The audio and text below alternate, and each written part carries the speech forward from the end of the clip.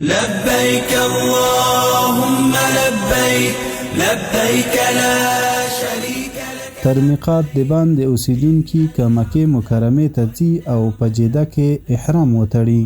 24مه پوښتنه: تر میقات د باندې اوسیدونکي که اول مکې مکرمې ته ځي او بېله احرامه تر میقات تیر شي واجدې ته ولاړ شي بیا په جده کې احرام وتړي، دغه څه حکم لري؟ ځواب: د میقات د باندې اوسیدونکي چې اول مکې مکرمې ته ځي نو د میقات څخه احرام تړل یې واجب دي. تر میقات بېله احرامه تیریدل ورته حرام دي او په دغه بې احرامه تیریدلو سره دم پرې لازم دی. په جده کې په احرام تړلو سره د دم څخه نه خلاصیږي ځکه جده میقات نه دی بلکې جده په حل کې واقع ده.